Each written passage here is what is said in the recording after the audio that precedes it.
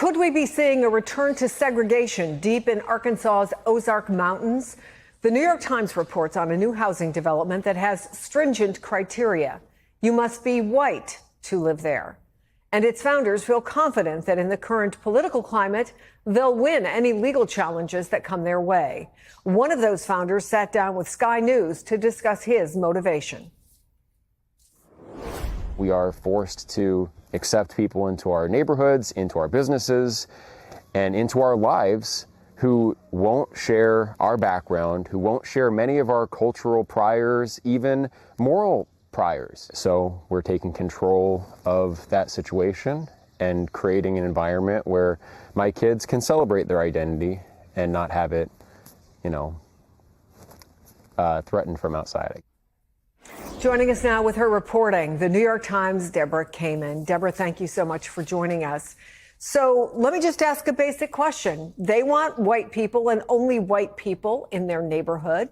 So are they screening applicants somehow? Oh, very much so.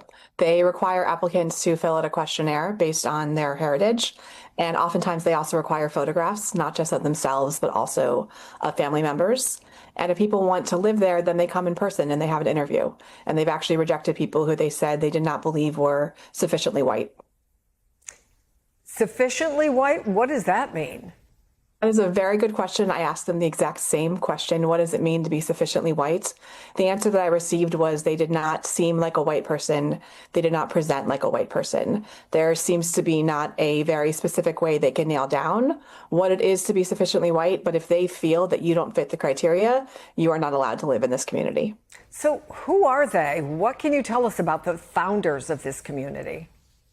The group is called Return to the Land, and the founders are two men, Eric Orwall and Peter Siri. They both are actually classically trained musicians, and they met online. Eric Orwall also has a very active YouTube channel where he puts up a lot of homemade videos about philosophy.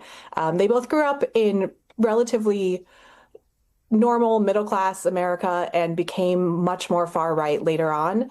And they each have their own checkered past. Eric Orwall actually used to live stream sex videos that he made with his wife.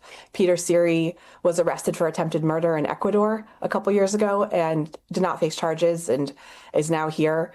And the two of them both have become very committed to this idea that white people need to have their own communities, in their own words, and they want to keep everyone else out, at least in terms of who are their neighbors.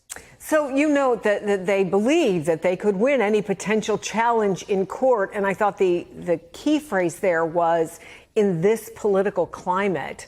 Are they preparing for legal challenges? Do they have the money to challenge if they're challenged legally?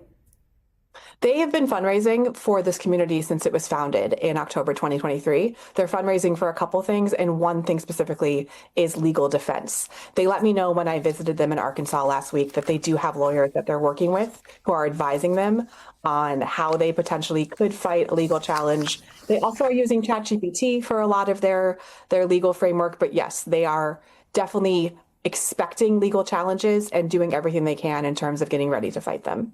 It is an eye-opening piece that you have written, and I thank you so much for coming on. People can go to nytimes.com to read more about it. Deborah Kamen, thank you.